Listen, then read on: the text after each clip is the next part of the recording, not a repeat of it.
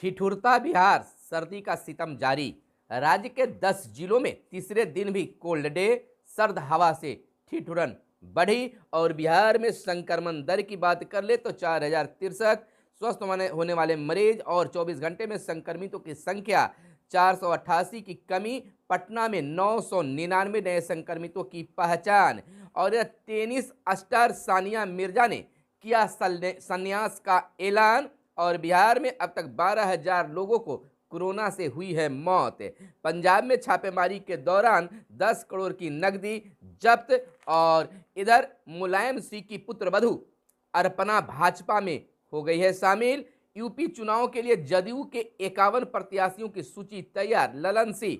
और अब भारत विरोधी यूट्यूब चैनलों को केंद्र सरकार कराएगी बंद। राज्य के 17 लाख कॉलेजों को हाई कोर्ट ने दी छात्रों के नामांकन लेने की छूट।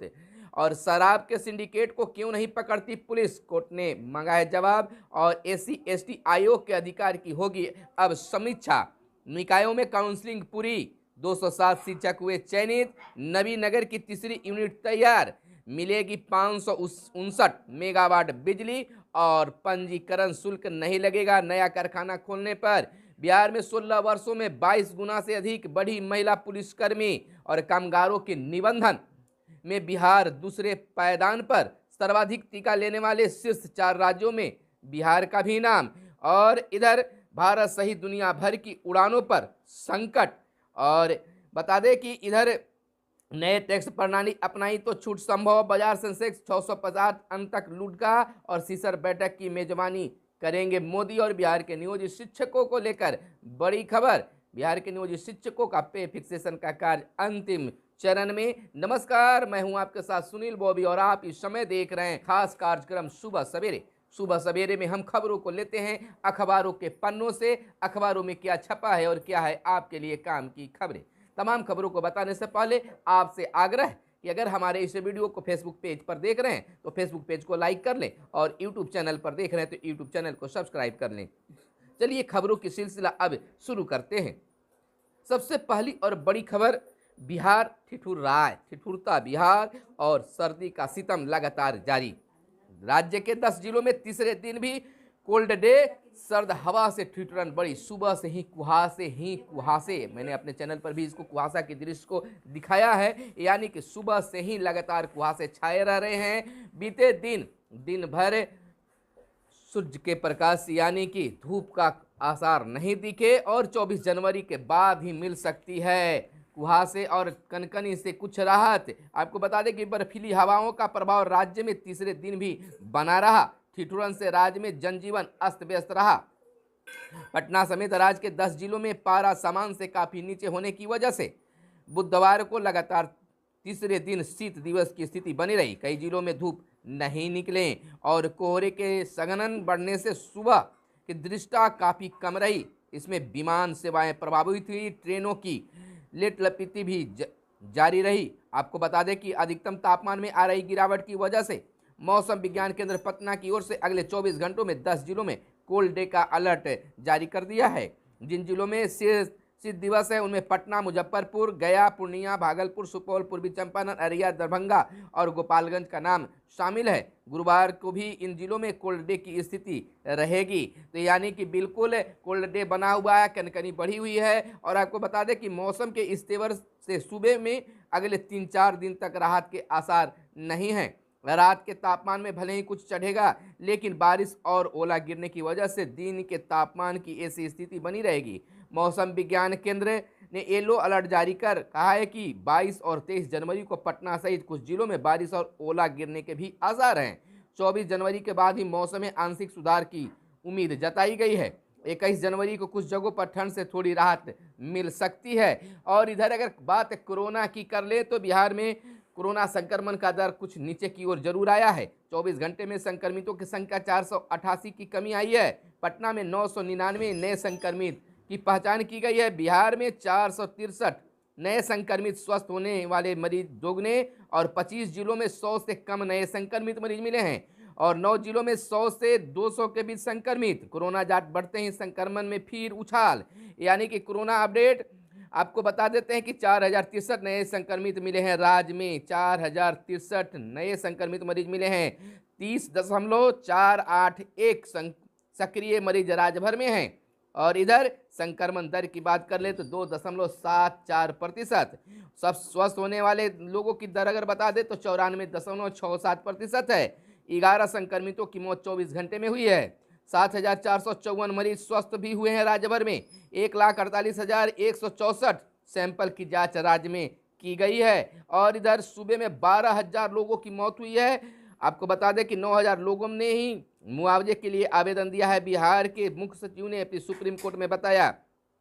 आपको बता दें कि जस्टिस एम.आर. शाह की पीठ ने बुधवार को आंध्र प्रदेश और बिहार के मुख्य सचिवों को कोर्ट में तलब किया और उनसे जानना चाहा कि उनके यहाँ मौत कम है तो मुआवजे के लिए ज़्यादा आवेदन क्यों आ रहे हैं। वहीं कोर्ट ने बिहार से पूछा कि उनके यहाँ सिर्फ 12,000 मौतें ही हुई है तो यहाँ यह माना जा सकता है। यह सही आंकड़ा बताने के लिए मुख्य सचिव ने कोर्ट में पेश हो, यानी मुख्य सचिव को कोर्ट में पेश करने की बात कही गई है। तो लगातार कोरोना को लेकर यह बड़ी खबर निकलकर सामने आ रही है। और इधर पंजाब में छापेमारी के दौरान 10 करोड़ की नकदी जब्त की गई है। और इधर एक बड़ी खबर खेल जगत से है कि टेनिस स्टार सानिया मिर्जा संन्यास का ऐलान किया है। भारतीय टेनिस स्टार सानिया मिर्जा ने बुधवार को संन्यास लेने का ऐलान किया। उन्होंने कहा है कि 2022 उनका अंतिम सत्र होगा क्योंकि शरीर थक रहा है और उनके अंदर प्रत्येक दिन के दबाव के लिए ऊर्जा अब पहले जैसी नहीं है। सानिया 35 वर्ष 6 ग्रैंड स्लैम खिलाफ अपने नाम किए हैं, जिसमें 3 मिश्रित युगल ट्रॉफी है। वह भारत की सबसे सफल महिला टेनिस खिलाड़ी के तौर पर संन्यास लेगी। सानिया ने अपने जोड़ीदार नादिया किचनोक के साथ ऑस्ट्रेलियाई ओपन के महिला युगल के पहले दौर में हारने के बाद संन्यास की यह घोषणा की है। यानी कि सानिया मिर्जा अब खेल से संन्यास लेंगी। वो अपने आप को थकी हुई महसूस कर रही हैं, अब कमजोर महसूस करने लगी हैं। इधर अगर बात कर ले निकायों में काउंसलिंग की, तो निकायों में काउंसलिंग पूरी हो चुकी है और 207 शिक्षक चयनित हुए हैं। और इधर बिहार के शिक्षा मंत्री का भी बड़ा बयान आया है कि जो नियुक्ति पत्र बांटने की तिथि निर्धारित की गई थी उसी तिथि पर शिक्षकों को नियुक्ति पत्र दे दिया जाएगा। अगर शिक्षक नियोजन की बात कर ले तो 17 से 19 तक 460 पद के लिए हुई है काउंसलिंग। अब प्रखंड नियोजन इकाइयों के लिए चयन 22 से शुरू होगी। राज्य में जारी शीतलहर और कोरोना संक्रमण के बीच शिक्षक नियोजन प्रक्रिया के तहत निर्धारित शेड्यूल के मुताबिक पहले दिन का कार्यक्रम बुधवार को संपन्न हुआ। इसके तहत कुल 460 रिक्तियों के विरुद्ध विभिन्न कोटियों के कुल 207 अभ्यर्थियों का चयन अंतिम रूप से किया गया है। इधर कामगारों की निबंधन की बात करें तो कामगारों के निबंधन में बिहार दूसरे पायदान पर है। असंगठित क्षेत्र के कामगारों के निबंधन में बिहार देश के दूसरे पायदान पर आ गया है। उत्तर प्रदेश के बाद बिहार दूसरा राज्य है। और इधर बिहार में 16 वर्षों से 22 गुने से अधिक बढ़ी महिला पुलिसकर्मी। आपको बता दें कि 867 बढ़कर 19,851 हो गई है महिला पुलिसकर्मी।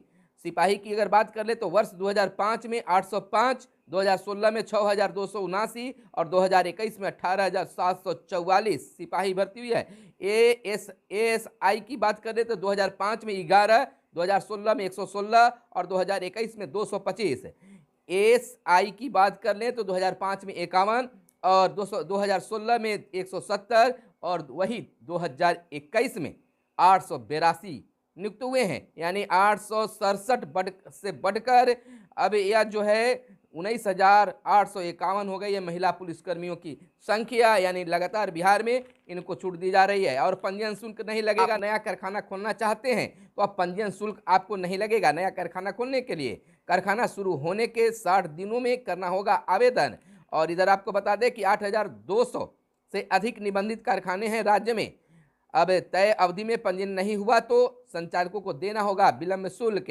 विलंब शुल्क निर्धारण कर्मियों व दिन के अनुसार किया जाएगा। और इधर बड़ी खबर औरंगाबाद से निकल कर आ रही है कि नबीनगर की तीसरी यूनिट, औरंगाबाद के नबीनगर की तीसरी यूनिट तैयार हो गई है। मिलेगी 559 मेगावाट की बिजली।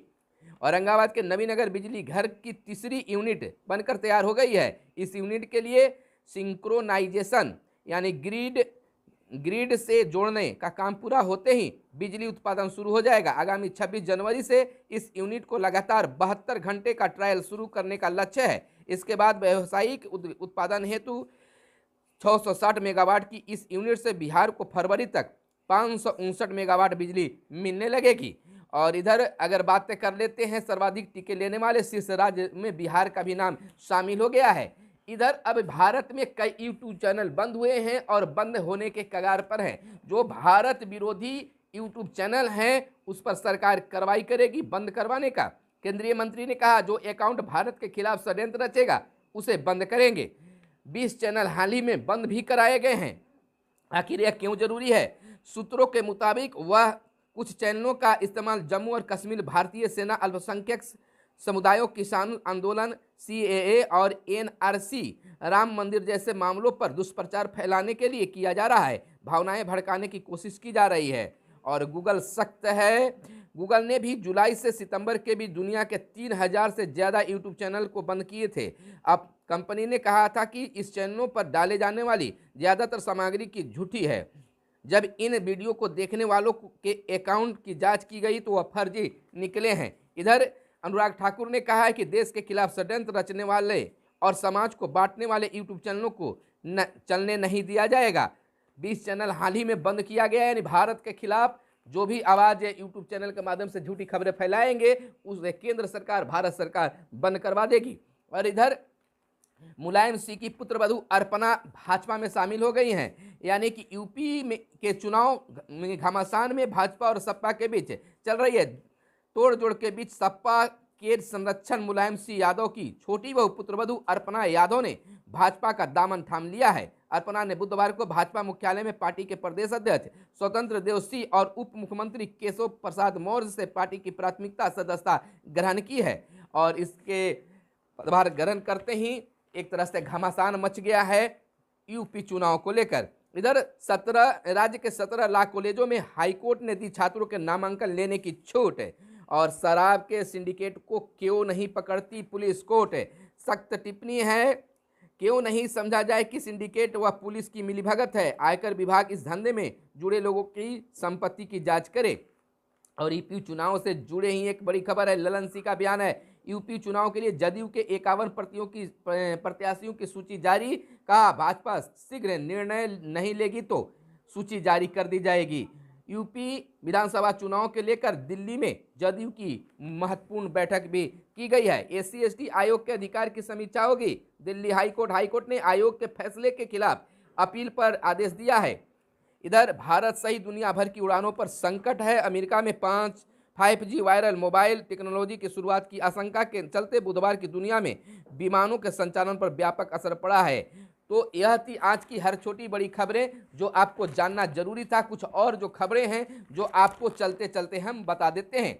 संबंधित विभागों के नाम से होगा सरकारी जमीन का स्वामित्व, यानी कि कल्याण विभाग के वक्त भूमि का ब्यौरा सर्वेक्षण शिविर में देना होगा। माओवादियों का 27 जनवरी को बिहार और झारखंड बंद का ऐलान किया गया है। भाकपा माओवादी के ईस्टर्न रीजनल ब्यूरो के प्रमुख प्रशांत बोस और उनकी पत्नी शीला मारांडी की गिरफ्तारी के विरोध में माओवादियों ने 27 जनवरी को बिहार झारखंड बंद करने का आह्वान किया है। कोर्ट ने इन ला कॉलेजों में दाखिले की दी है अनुमति। कुछ ला कॉलेजों में दाखिले की अनुमति दे दी गई है। खेसारी लाल का शो नहीं होने पर तोड़फोड़ और आगजनी की गई है। बाद में खेसारी लाल को पता चला कि पुलिस के द्वारा, सरकार के द्वारा उन्हें शो करने का परमिशन नहीं मिला गया था। उनको लोगों ने सही जानकारी नहीं दी, आयोजकों ने नहीं दी, बल्कि उनको यह बाद में पता चला कि टिकट लेकर शो कराया जा रहा है और पुलिस के द्वारा, प्रशासन के द्वारा शो के लिए अनुमति भी कोरोना को लेकर नहीं दिया गया है। छात्र पहन रहे हैं नैपकिन और किशोरियों की ड्रेस। यह बहुत बड़ी बात सामने आई कि छात्र पहन रहे हैं नैपकिन और किशोरियों की ड्रेस। गड़बड़ा, यानी कि यह बात है, बिल्कुल हम अलग से बताएंगे। 10 लाख का मसाला लदे ट्रक को लूटा। भारत नेपाल के बीच अब तक ट्रेन सेवा नहीं हुई शुरू। 13 लाख के नकली नोट के साथ युवक गिरफ्तार। और कोख में बेटियों की पहरेदारी, परिवरिश में भी मदद। कन्या भ्रूण हत्या रोकने और लड़कियों को संरक्षण देने के प्रयासों से नजीर बना मारवाड़ी महिलाओं का समूह और शराब का सिंडिकेट नहीं है पकड़ी पुलिस। और इधर हम आपको बता दें कुछ और देश विदेश की खबरें। अर्पणा यादव को साथ लाकर भाजपा ने दिया पिछड़ा वर्ग का राजनीतिक जवाब।